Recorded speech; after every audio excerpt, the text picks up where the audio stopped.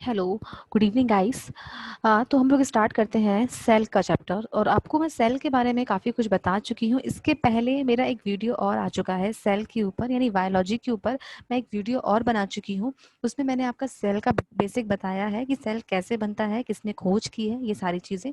आज हमें बात करनी है सेल के अंदर कि भाई जो सेल इज स्मॉलेस्ट यूनिट, ये सारी बात कर चुके हैं। सेल की खोज किसने की? रॉबर्ट हुक ने की। कब की? 1665 में की, ये भी बता चुके हैं। उसके बाद आपको ये भी बताया जा चुका है कि भाई सेल थ्योरी आज मुझे पूरा डिस्क्राइब करनी है कि सेल थ्योरी क्या होती है। और ये जो सेल थ्योरी है यही बहुत इंपॉर्टेंट है, जो कि आपके एग्जाम्स में पूछी जाती है। चलिए हम लोग स्टार्ट करते हैं सेल थ्योरी के बारे में। जो मैंने ये स्लाइड्स दे के रखी हैं इसमें सब कुछ लिखा हुआ है। ओके, डिस्कस करते हैं cell theory.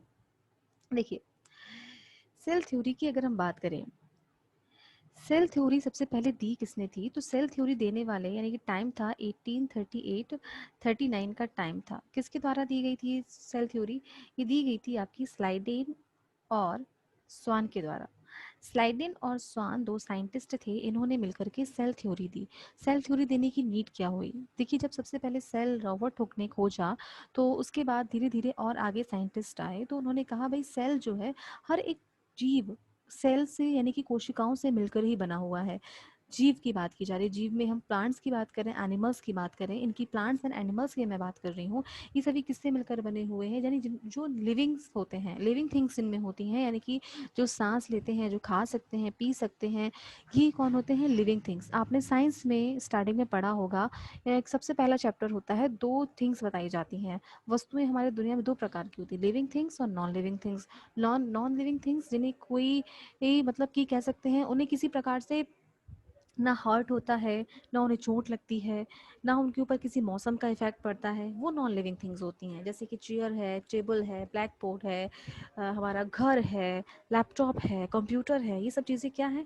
Non living things हैं। लेकिन अगर हम बात लिविंग थिंग्स में करें तो लिविंग थिंग्स में हम सभी ह्यूमंस को रखा जाता है एंड प्लांट्स को रखा जाता है। ओके, तो स्लाइड तो इन्होंने बताया कि जो लिविंग थिंग्स होती हैं यानी कि जो जीव होते हैं उनमें क्या पाई जाती हैं? सभी प्रकार जितने भी जीव होते हैं सभी में सेल पाई जाती है। तो ये जो स्लाइडिन और स्वान, ये दो साइंटिस्ट आए और इन्होंने भी क्या किया? धीरे धीरे सेल के बारे में पढ़ना स्टार्ट किया, खोज करना स्टार्ट किया। तो सेल की अगर हम बात करते हैं तो स्लाइडिन ने किस फील्ड से थे? स्लाइडिन की अगर बात की जाती है तो ये प्लांट्स की फील्ड से थे। अगर स्वान की बात करते हैं तो इन्होंने ये एनिमल्स की फील्ड से थे, यानी कि ये एक आपके थे जूलॉजिस्ट थे और ये कौन थे? बॉटनिस्ट थे। बॉटनी का मतलब यानी कि जो पेड़ पत्तियों के बारे में स्टडी करता हो। तो ये प्लांट के बारे में इन्होंने देखा। इन्होंने बताया कि जब इन्होंने प्लांट्स में भी देखा और एनिमल्स में देखा तो बताया गया कि दोनों में ही सेल होती हैं, प्लांट्स में भी होती हैं एंड एनिमल्स में भी होती हैं। अब जब ये दोनों में होती हैं तो सेल, भाई यहाँ पे बात रखी गई कि सेल को दो भागों में इन्होंने निकाला। एक तो होती है डेड सेल, जब डेड सेल, और दूसरी होती है लिविंग सेल। क्या इंसान जब मर जाता है तो उसके अंदर सेल पाई जाती हैं? ऑब्वियसली उसके अंदर सेल पाई जाती हैं। तो उस डेड सेल की अगर बात करते हैं तो भाई डेड सेल किस में पाई जाती है और डेड सेल का पता किसने लगाया था? तो डेड सेल का पता भी लगाया गया था रॉबर्ट हुक के द्वारा।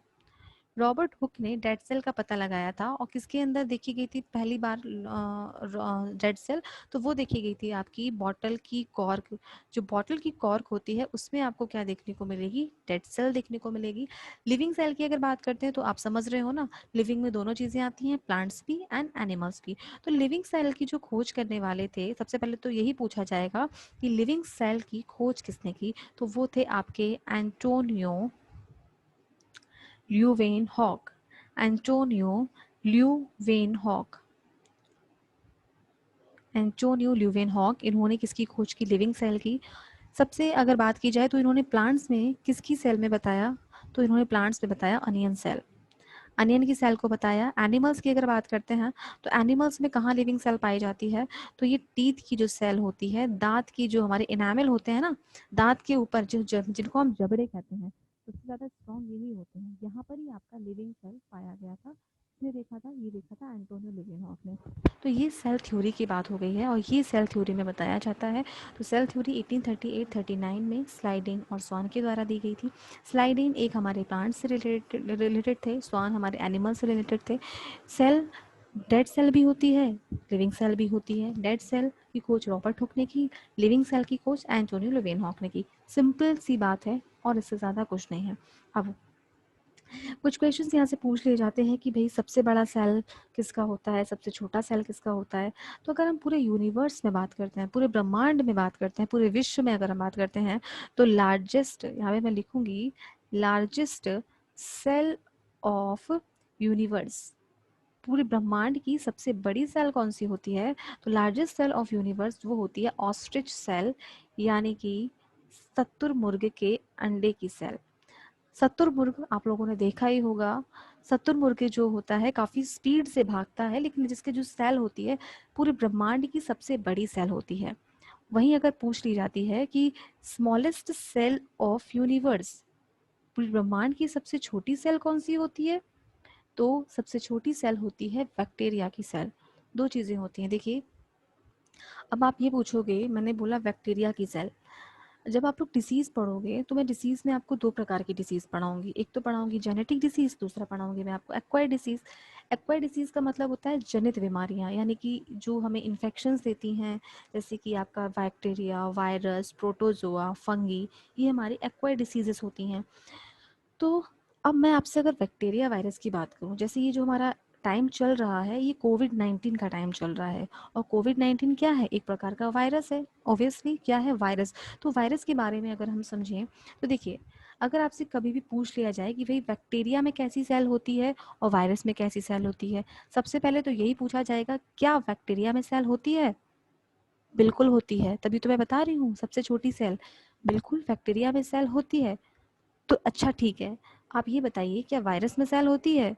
तो नहीं, वायरस में सेल नहीं होती है, वायरस में सेल नहीं होती है। क्यों?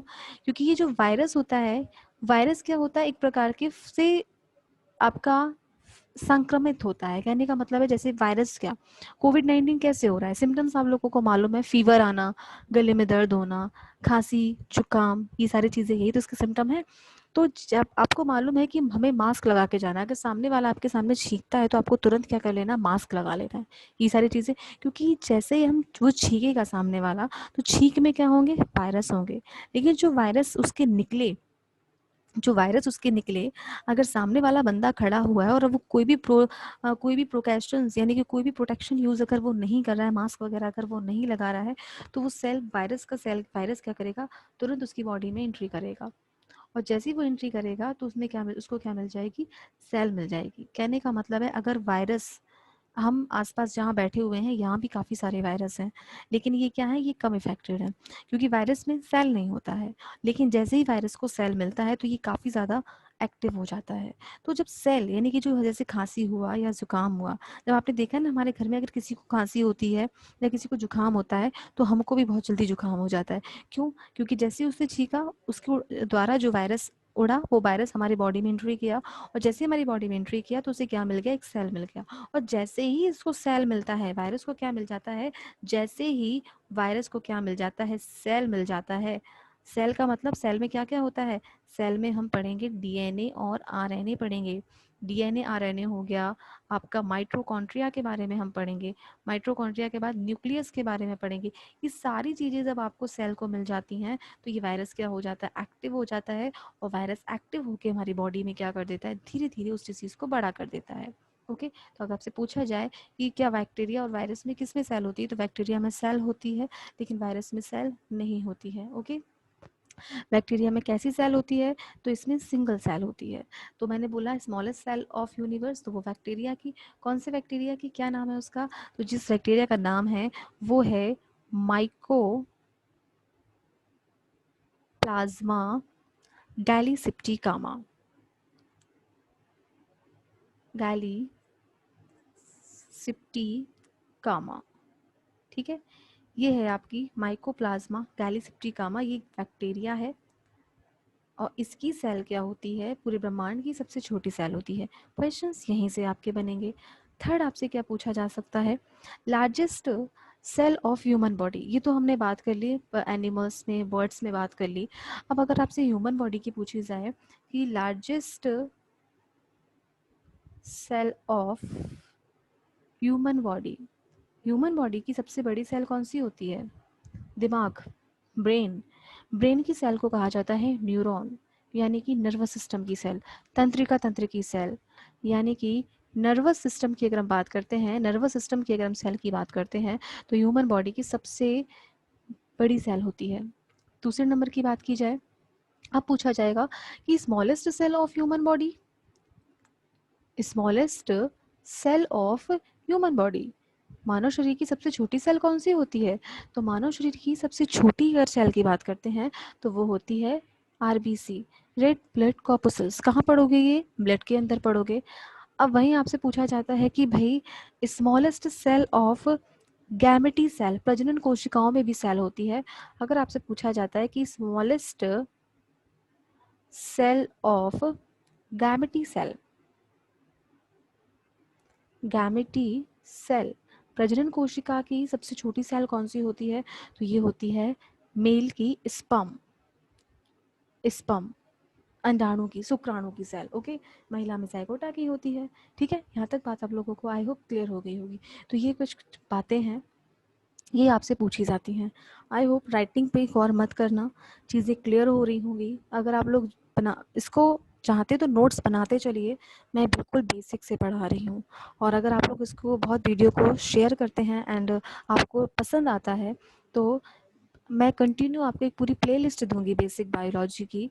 आपके क्वेश्चंस कहीं से आउट नहीं होंगे एंड एनडीपीसी हो गया, आपका एसएससी हो गया, आपका कोई भी स्टेट लेवल एग्जाम्स हो गया, आपकी बायो यहाँ से आउट नहीं होगी।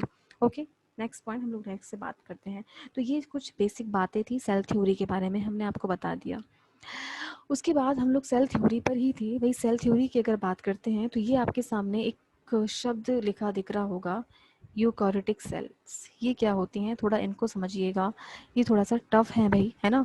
टफ नहीं है, घबराना मत। क्या कहने का मतलब है, जब सेल थ्योरी सामने आया, बात हमने किसकी की? सेल थ्योरी की। तो जब स्लाइडन और स्वान ने ये बात निकाली तो इन्होंने भी निकाला कि जो सेल होती हैं प्लांट्स और एनिमल्स दोनों में होती हैं। तो इनके हिसाब से जो सेल होती हैं वो दो प्रकार की होती हैं। एक तो होती है प्रो कैरियोटिक सेल, एक अगर हम बात करते हैं तो एक का नाम होता है प्रो कैरियोटिक सेल, दूसरा होता है यू कैरियोटिक सेल। ये लिखा हुआ है सब आपका, मैं सब आगे बोल रही हूँ, ये लिखा हुआ है। ओके, ये आपका लिखा है प्लांट सेल में दिया, इसके पहले लिखा हुआ है आपका ये किसके बारे में? यूकैरियोटिक। तो सबसे पहले मैं दो बता दूं, ये आपका लिखा हुआ है क्या, दो प्रकार की होती है, prokaryotic cells and eukaryotic cell. तो अब इनके बारे में जरा समझा दिया जाए, यहाँ तो आपको समझ में आ जाएगा। पहले सबसे पहले मैं बात करूं कि भाई प्रोकैरियोटिक सेल को हिंदी में भी प्रोकैरियोटिक ही कहते हैं, यूकैरियोटिक को हिंदी में यूकैरियोटिक सेल ही कहते हैं। प्रोकैरियोटिक सेल की अगर मैं बात करूं तो जो प्रोकैरियोटिक सेल होता है, देखिए अगर मैंने बोला जो सेल होता है ना, तो सेल के अंदर एक सबसे मेन जो टर्म होता है वो होता है न्यूक्लियस। क्योंकि जब तक सेल में अगर न्यूक्लियस ही नहीं होगा ना, तो हम लोग जो आपके सामने हमारी बॉडी का एक निश्चित आकार होता है, आपके सामने मैं खड़ी हूँ, यानी कि मैं आपके सामने अगर कभी प्रेजेंट हूँ, या आप लोगों की जो बॉडी है उसका जो शेप है बिल्कुल निश्चित शेप है, अलग अलग तो नहीं है ना। लेकिन जो प्लांट्स होते हैं ना, प्लांट्स, क्या प्लांट्स का शेप निश्चित होता है? कुछ प्लांट्स का शेप निश्चित होता है, लेकिन प्लांट्स में कुछ ऐसे भी प्लांट्स होते हैं जिनका आकार निश्चित नहीं होता है। तो ऐसे कहाँ रखे जाते हैं? तो जो प्रोकैरियोटिक सेल होती हैं इसमें न्यूक्लियस नहीं पाया जाता है, पहला टर्म, इसमें न्यूक्लियस नहीं पाया जाता है। और जब इसमें न्यूक्लियस ही नहीं पाया जाता है, क्योंकि न्यूक्लियस के अंदर मेन होता क्या है, न्यूक्लियस के अंदर मेनली डीएनए और आरएनए होता है, डीएनए और आरएनए होता है न्यूक्लियस के अंदर। ठीक है, डीएनए और आरएनए होता है। जब न्यूक्लियस ही नहीं इसमें पाया जाएगा तो आरएनए का काम क्या होता है? राइबोसोम से ही प्रोटीन्स को बनाना। जब इसमें आरएनए ही नहीं होगा तो इसमें किसकी कमी होगी? इसमें कमी होगी प्रोटीन की। इसमें कौन सा प्रोटीन की कमी होगी? इसके जो प्रोटीन का नाम है, उस प्रोटीन का नाम है histone protein, histone protein. Histone protein की इसमें क्या होती है? कमी होती है। प्रोकैरियोटिक सेल में हिस्टोन प्रोटीन नहीं पाया जाता है। इस वजह से इसमें क्या यानी न्यूक्लियस नहीं होता। जब इसमें न्यूक्लियस ही नहीं होता है तो इसके द्वारा जितनी भी कोई भी वस्तु यानी कि कोई भी प्लांट्स होता है तो उसकी जो शेप होती है यानी आकृति की अगर हम बात करते हैं तो वो उसकी आकृति कैसी होती है, अनिश्चित आकृति होती है। कैसी आकृति होती है, अनिश्चित आकृति होती है। अब इसमें एग्जाम्पल्स किसका पूछा जाएगा, तो वही जो बैक्टीरिया का जो सेल होता है, यानी कि अगर हम बैक्टीरिया की बात करते हैं तो जो वही बैक्टीरिया होता है इसमें प्रोकैरियोटिक सेल्स पाई जाती हैं। वहीं अगर हम बात करते हैं सबसे मेन एग्जाम्पल है इसमें एलगी। एलगी यानी शैवाल की बात करते हैं, काई की बात करते हैं, पैरामीशियम की बात करते हैं, इनका कोई निश्चित आकार नहीं होता है। इसमें क्या सेल होती है, इसमें आपका प्रोकैरियोटिक सेल पाई जाती है। Okay, clear. यूकैरियोटिक की बात करें, इसका जस्ट अपोजिट है। यूकैरियोटिक में क्या होता है, यूकैरियोटिक में न्यूक्लियस पाया जाता है। न्यूक्लियस होगा तो इसमें क्या होगा, डीएनए आरएनए होगा। जब डीएनए आरएनए होगा तो इसमें क्या होगा, प्रोटीन होगा।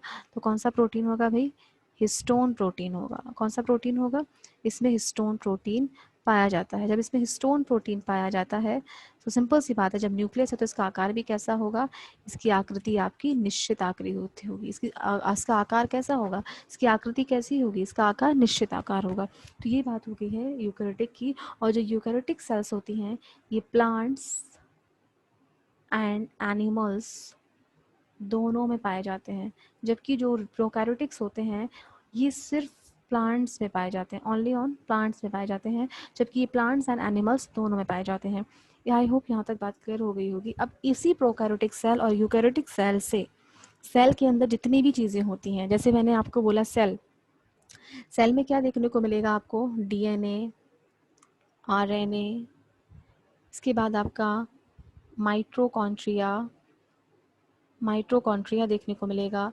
इसके अंदर आपको क्रोमोसोम्स देखने को मिलेंगे। क्रोमोसोम हो गया आपका, जीन देखने को मिलेगा, आपको लाइजोसोम्स देखने को मिलेंगे, प्लास्टिड्स देखने को मिलेगा। ये चीज़ें आपको सारी पढ़ाऊंगी, है ना, इन्हीं से पूरा चैप्टर बनता है। प्लास्टिड्स के बाद आपके वैक्यूल्स होंगे। वैक्यूल्स का मतलब आपका इसे रिक्तिका कहते हैं, रिक्तिका वैक्यूल्स देखने को मिलेंगे। तो कुछ ऐसे यानी कि जो प्रोकैरियोटिक सेल है और आपका यूकैरियोटिक सेल है, इन दोनों में डिफरेंस होगा। इनमें से कुछ चीज़ें प्रोकैरियोटिक में पाई जाएंगी, इनमें से कुछ चीज़ें यूकैरियोटिक में पाई जाएंगी। तो यही आपका सामने लिखा हुआ है, जैसे कि आपके सामने लिखा हुआ है यूकैरियोटिक सेल। ओके, तो यूकैरियोटिक सेल में क्या क्या मिलेगा, मेम्ब्रेन देखने को मिलेगी, सेल मेम्ब्रेन। ये जो आपका बाहर वाला जो पार्ट दिख रहा है ना, ये बाहर वाला जो पार्ट है सेल मेम्ब्रेन। सेल मेम्ब्रेन कैसा, ये आपका यहाँ पे एक झिल्ली बनी होती है, झिल्ली बनी होती है। मेम्ब्रेन का मतलब झिल्ली होता है, ठीक है। सेल मेम्ब्रेन होगा, साइटोप्लाज्मा देखने को मिलेगा, ये सब पढ़ाऊंगी। एंडोप्लाज्मिक रेक्टिकुलम बताऊंगी।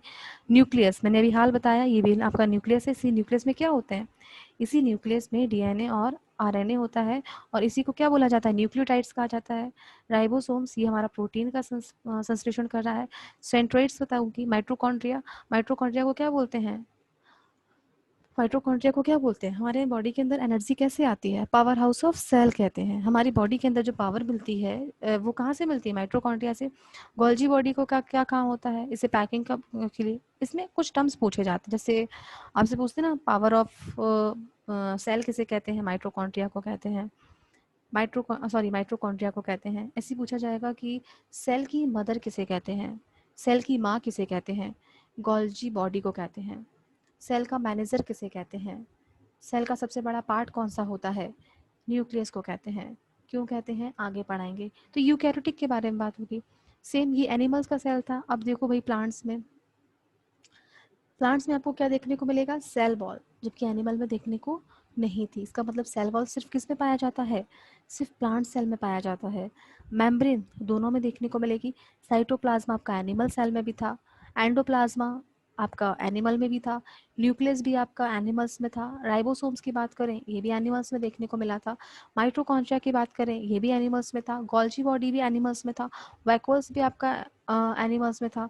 लेकिन क्लोरोप्लास्ट वही एनिमल्स में नहीं था, क्योंकि क्लोरोप्लास्ट का काम क्या होता है, कलर देना। और अगर एनिमल्स के अंदर क्लोरोप्लास्ट पाया जाएगा, मैंने आपको बोला ना, जो ह्यूमन होते हैं वो क्या होते हैं, उन्हें एनिमल की कैटेगरी में ही रखा जाता है। और अगर एनिमल के अंदर क्लोरोप्लास्ट पाया जाएगा तो आप, हम, दुनिया में जितने भी लोग हैं, कलरफुल दिखेंगे, रंग बिरंगे दिखेंगे। पता चला हमारे घर में मम्मी का कलर रेड है, पापा का कलर ब्लू है, सिबलिंग्स का कलर ग्रीन है, यानी ऐसे कुछ कलर्स हमें देखने को मिलेंगे। तो क्लोरोप्लास्ट सिर्फ किस में पाया जाएगा, ये आपसे डिफरेंस पूछ लिया जाता है कि भाई क्लोरोप्लास्ट किस में पाया जाता है। तो क्लोरोप्लास्ट प्लांट सेल में। हम एक एक के बारे में सब बातें करेंगे, जितनी सारी चीज़ें, cell wall, membrane, cytoplasm, endoplasmic reticulum, सब आपको एक एक करके डिटेल से बताऊंगी। अब आगे चलते हैं नेक्स्ट पे।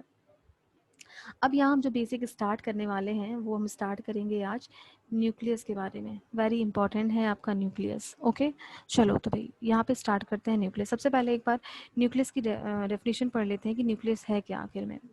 देखिए, न्यूक्लियस को हिंदी में केंद्रक कहते हैं। क्या बोलते हैं न्यूक्लियस को? न्यूक्लियस की अगर हम बात करते हैं तो इसे हम केंद्रक कहते हैं। देखिए, nucleus is a membrane bond originally that contains genetic material eukaryotic organisms. As such, it serves to maintain the integrity of the cell by facilitating transcription and repulsion process. Hindi medium वालों को मैं क्लियरली बिल्कुल detail से बताऊंगी, don't worry. अब मैं अपनी theory से बताती हूँ। ये भाई आपका एक तरीके से मैंने सब कुछ बातें लिखी हुई हैं, लेकिन मैं अपने तरीके से आपको बहुत सिंपल टर्म्स में बताने वाली हूँ। अब समझिएगा, हमारा जैसे पहला पार्ट आपके सामने बताया मैंने, न्यूक्लियस। न्यूक्लियस न्यूक्लियस को हिंदी में कहते हैं केंद्रक। सबसे पहले इसकी खोज किसने की? इसकी खोज की गई है रॉबर्ट हुक के द्वारा। रॉबर्ट हुक ने खोज की है। कब की है? 1831 में इसकी खोज की है। कब की? 1831 में। ओके। दूसरी बात, न्यूक्लियस में क्या होता है? न्यूक्लियस के अंदर क्या होता है? न्यूक्लियस के अंदर डीएनए होता है और आरएनए होता है। इसके बारे में पूरा मैं डिटेल में बाद में बात करूंगी। डीएनए का काम क्या होता है, आरएनए का काम क्या होता है, इसके बारे में बाद में बात करेंगे। दूसरी बात क्या होती है, न्यूक्लियस का मेन काम क्या होता है? जैसे आपका ये सेल हो गया, ठीक है, ये आपका सेल बॉल हो गया, और ये आपका जो बाहर ये बना होता है ना, ये कोटा, ये जो मैं आपको एकदम रेडनेस बना रही हूँ, इस वाले पार्ट को बोलते हैं सेल बॉल।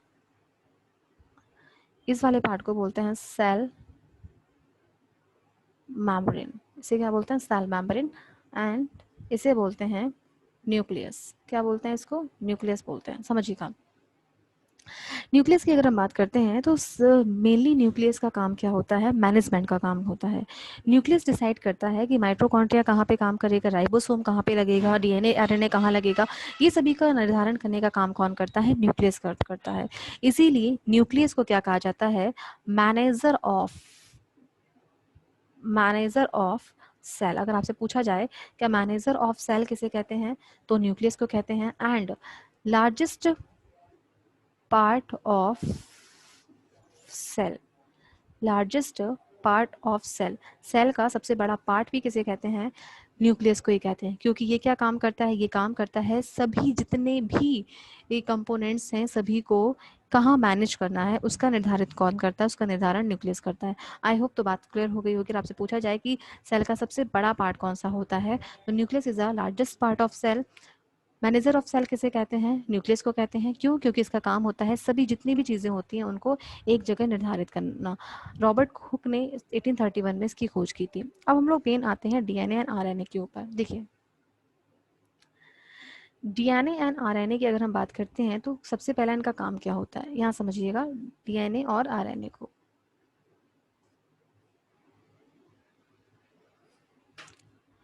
डीएनए और आरएनए का काम क्या होता है? डीएनए आरएनए की बात अगर करें, देखिए यहाँ बताऊंगी आपको डीएनए आरएनए, यहाँ तक बात क्लियर होगी। सबसे पहले डीएनए, डीएनए का फुल फॉर्म क्या होता है? सबसे पहले deoxy ribo nucleic acid. Deoxy ribo nucleic acid, deoxy ribo nucleic acid. और सभी लोगों ने देखा होगा इस तरीके से कुछ स्ट्रक्चर बनता है। ये स्ट्रक्चर बनता है। स्ट्रक्चर पर मत जाना कि स्ट्रक्चर कैसा है, ये स्ट्रक्चर बनता है।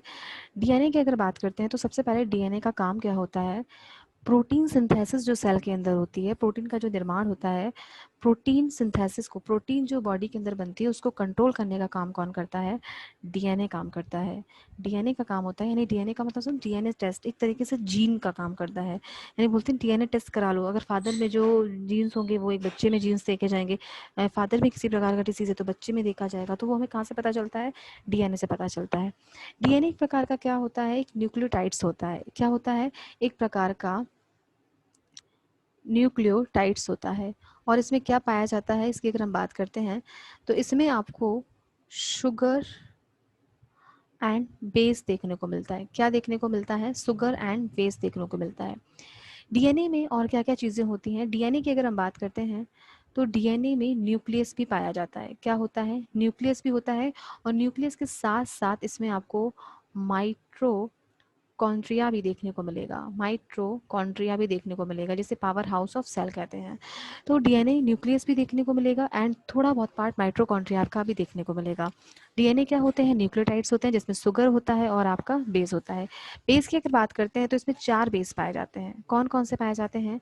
इन्हें adenine, adenine, guanine, thymine and cytosine. Cytosine, ये आपको 4 बेस देखने को मिलते हैं। कहाँ पे? और ये क्या होते हैं? ये एडानिन, गुआनिन, थाइनिन, साइटोसिन, एक केमिकल फॉर्मूलेज भी इनके होते हैं, लेकिन केमिकल फॉर्मूलेज नहीं पूछे जाते हैं। अब इनमें क्या होता है, एक प्रकार के ये क्या होते हैं, ये केमिकल यानी कि केमिस्ट्री से ही बने होते हैं।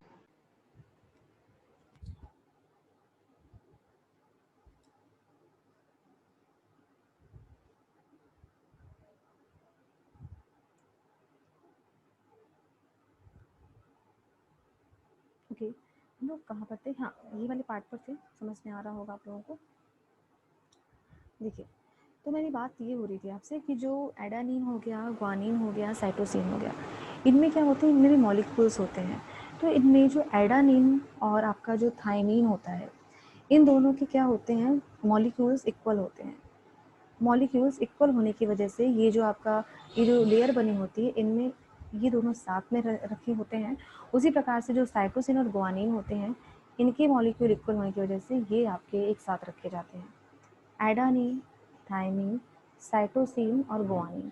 अब ये जो बीच में मैं लगा, कहीं डबल बॉन्ड लगा रही हूँ, कहीं ट्रिपल बॉन्ड लगा रही हूँ, तो कहीं जो आपका मैंने लिखा है एडानिन और थाइमिन और साइटोसिन और गुआनिन, तो ये जो आपका ये जो डबल बॉन्ड है ना, ये नहीं कोई कोवैलेंट बॉन्ड नहीं कहते, कोई सहसंयोजक बंध नहीं कहते, इनका नाम होता है हाइड्रोजन बॉन्ड। तो आपसे पूछा जाएगा, ये बताइए कि भाई जो एडानिन और थाइमीन होते हैं, इनके बीच में कौन से बॉन्ड पाए जाते हैं? तो इनके बीच में हाइड्रोजन बॉन्ड पाए जाते हैं। साइटोसिन और गुआनिन के बीच में कौन से bond? Hydrogen bond. Same cytosine और गुआनिन में ट्रिपल बॉन्ड देखने को मिलेंगे, एडानिन और थाइमीन में क्या मिलेंगे? आपको डबल बॉन्ड देखने को मिलेंगे। क्यों? क्योंकि इनकी मॉलिक्यूल्स, यानी कि जो मॉलिक्यूल एडेनिन में होगा वही मॉलिक्यूल आपका थाइमीन में होगा, और जो मॉलिक्यूल आपका साइटोसिन में होगा वो आपका ग्वानिन में होगा। ये बात है डीएनए की। अब डीएनए का ये जो डबल हेलिक्स मॉडल आप देख रहे हो ना, डबल हेलिक्स, इसे डबल हेलिक्स मॉडल कहते हैं। डबल हेलिक्स मॉडल की अगर बात करते हैं, द्विकुंडलित संरचना हेलिक्स मॉडल की अगर बात करते हैं, तो ये डबल हेलिक्स मॉडल दिया किसने था? तो सबको मालूम है, ये जो डबल हेलिक्स मॉडल है, ये वॉटसन एंड क्रिक क्रिक के द्वारा दिया गया था। वॉटसन एंड क्रिक के द्वारा दिया गया था। और ये क्वेश्चन आपका रेलवे एनटीपीसी में पूछा जा चुका है, और कोई एक बार नहीं कई बार पूछा जा चुका है। कब मिला था और इन्होंने ये कब दिया था? 1953 में दिया हुआ था, और इनके इस काम के लिए 1962 में इनको नोबेल अवार्ड से सम्मानित किया गया था। आप लोग समझते हो ना, जैसे नोबेल अवार्ड मिल जाता है तो वो व्यक्ति भारत रत्न अवार्ड से भी क्या हो जाता है? सम्मानित हो जाता है। और अभी आपको हाल में मालूम भी है कि जो डोनाल्ड ट्रंप यूएसए के राष्ट्रपति हैं, उनको 2021 में क्या मिलने वाला है? नोबेल अवार्ड मिलने वाला है। तो ये बात थी आपका डीएनए के बारे में। आई होप यहाँ तक बातें आप लोगों को क्लियर हो गई होंगी। ठीक है, यहाँ तक बातें आप लोगों को पूरी क्लियर हो गई होंगी। अब फटाफट से हम बता देते हैं आपको आरएनए के बारे में। आरएनए का काम क्या होता है? आरएनए की अगर बात करें तो आरएनए को बोलते हैं ribo nucleic acid. Ribo nucleic acid, ribo nucleic acid कहते हैं। इसकी खोज किसने की थी? इसकी खोज की थी फ्रेडरिक